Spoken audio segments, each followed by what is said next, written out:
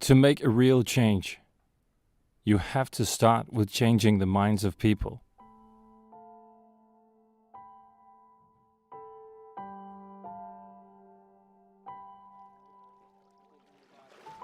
This is Nepal.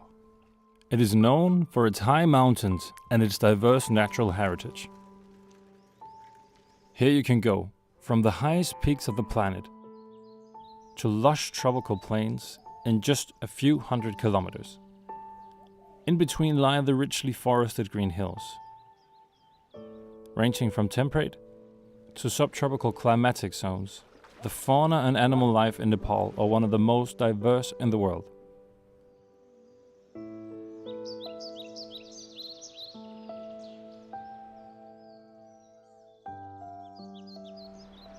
Nepal is rich in resources.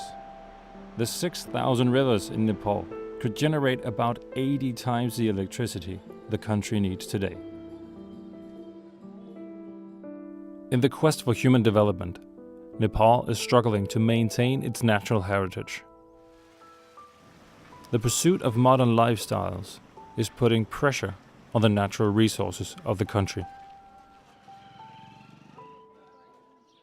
The population is growing, especially in the cities, where people come hoping to find jobs, education, and better lives.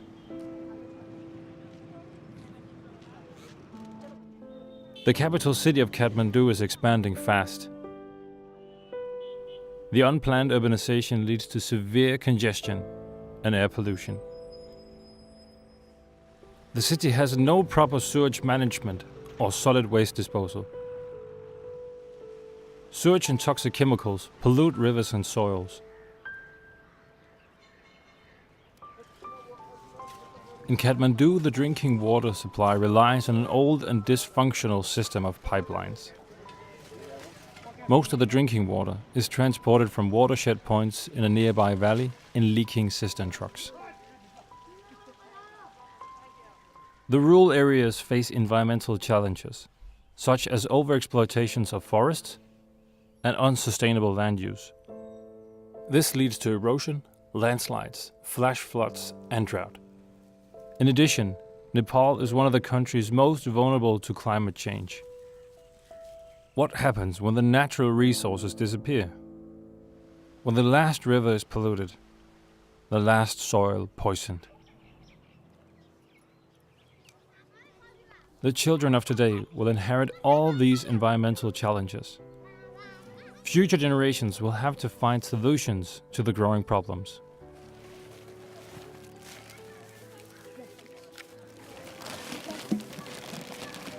What we'll do with this? We'll do vermicomposting, and we will recycle this. We'll make the paper from this again. Let's take the measurement of this. It's 0. They need the awareness, interest, and the right problem-solving skills. The right tools and attitude to address these challenges are crucial for the generations to come. All those things like trash, it's 0.72 kg.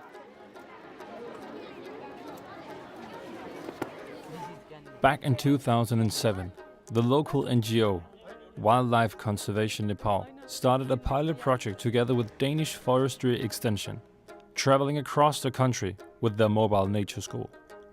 They reached about 600 schools in 23 districts. This experience taught them what works and what doesn't when using interactive teaching methods. They used this knowledge to develop teacher manuals with interactive activities. 13. Thank you. We focus on the children and the next generation so that they can learn to care about the environment early on. We want them to think carefully about what negative impacts humans can have on natural resources if we don't use them responsibly. I learned vermicomposting in my school. Then I brought it to my house and I started doing vermicomposting. I thought it can help me to reduce the wastage of my house. This is the ready compost, I harvested this. Then I sold some earthworms to school also. Then I got some profit about 1500. If we put this compost in plants, then plants will get healthy. I use this compost in my kitchen garden too. I feel really proud of myself and happy.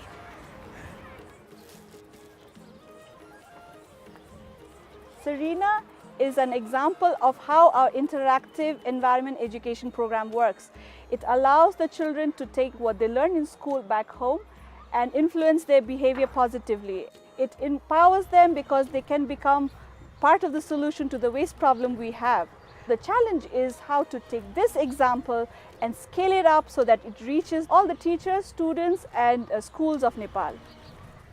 Usually the students are taught in a very traditional method where the teacher is standing in front of the class, whereas the children, what they receive is information that is very abstract and they cannot connect it to the environment around them. So this is what we are trying to change. विशेष गरी अरु विषयको तुलनामा यो विषय पढाउँदाखेरि चाहिँ विशेष गरी अवलोकन भ्रमण गराउनु पर्ने हैन सम्बन्धित ठाउँमै लगेर चाहिँ देखाएर उनीहरुलाई चाहिँ ठोस वस्तु चाहिँ निहाल्न लगाएर चाहिँ एजुकेसन गर्दाखेरि अथवा चाहिँ टिचिङ गर्दाखेरि अझ त्यो टिचिङ चाहिँ अलिकति चाहिँ लङ लास्टिङ हुने भएको हिसाबले उनीहरुलाई चाहिँ फिल्ड ट्रिप गराउँदाखेरि अझ विशेष यिनीहरुले चाहिँ राम्रोसँग बुझ्ने रहेछन् केटाकेटीहरुले. If you start with children and you get them to appreciate nature, you get them to understand what sensible environmental protection means for their lives, means for their future, they will keep that forever and it will stay in their minds.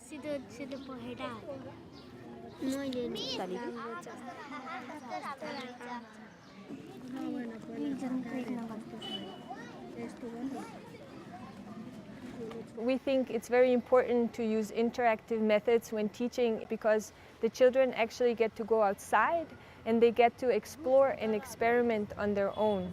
They use all of their senses, they use their body, their hands, they talk to each other, so they're engaged and they get a concrete life experience that makes them remember this.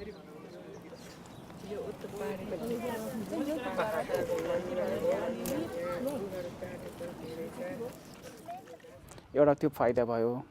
यो दोस्रो कुरो चाहिँ टिचरले पनि पढाइरहँदाखेरि थप मेहनत गर्दाखेरि यही local रिसोर्सहरुको प्रयोग गर्ने भएको हुनाले उहाँले पनि सहज ढंगबाट बिहान बेलुका दिउँसो बच्चाले खेलेको घुमेको देखेको कुराबाट सिकाइ गर्दाखेरि सिक्दाखेरि चाहिँ त्यो सिकाइ स्थायी हुन सक्यो. NPP developed local curricula and textbooks in environmental education for 2 geographical regions of Nepal. यो पाठ्यक्रम टिचरहरु आफै सहभागी भएर बनाएको. यो पाठ्यक्रम बनाउने प्रोसेसदेखि इम्प्लिमेन्टरसम्म टिचर आफै भएको हुनाले अझ उहाँलाई चाहिँ बुझाउन र बुझ्न उहाँले चाहिँ जुन क्षमताले त्यो नलेजको चाहिँ ह्यान्डओभर गर्नुपर्ने थियो त्यो क्षमता पूर्ण क्षमताका साथ कक्षा कोठामा प्रयोग गरेको थाहा गरिन्छ. The work was so successful that the government invited NPP to help them author a national policy framework on how to develop local curricula in Nepal. This is considered one of the major milestones of the program. Now the teachers can plan their own local exercises. The main concrete things that community will get out of this exercise is awareness. Awareness about what they are doing with their solid waste and what have to be done for the management, proper management of solid waste. When the students saw the things that is written in their course book with their own eyes, they became really excited, and because of that excitement, they learn things. This will create a foundation for their future research and future learnings also.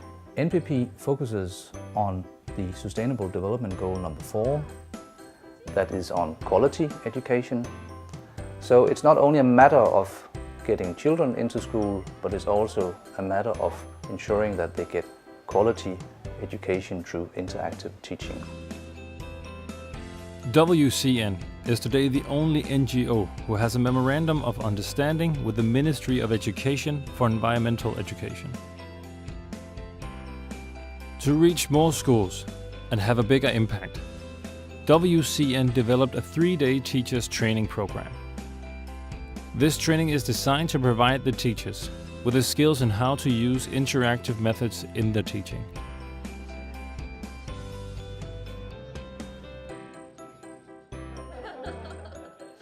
उन्तिसवटै तालिम केन्द्रले शिक्षाको पेसागत विकास तालिम सञ्चालन गर्दाखेरि देशभरमा coverage हुने किसिमले अहिले हामीले पोलिसी बनायौँ र यसका निम्ति चाहिँ I think it's really great to see how this little pilot project has evolved from driving around in a bus and visiting schools to a full-fledged cooperation with the government and developing teacher trainings.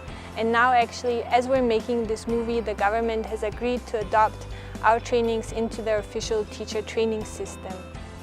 But of course, there's a lot of work to be done, and we continue to innovate to promote our interactive methods and to raise awareness about the environment. And we still have a lot of dreams and ideas, and one of the dreams we have is to build an eco-center, which is a kind of demonstration center with green solutions and hands-on trainings and gathering future change makers. And another idea we have is actually to promote school gardens as places of learning in Nepalese schools. So we'll just have to see what the future brings.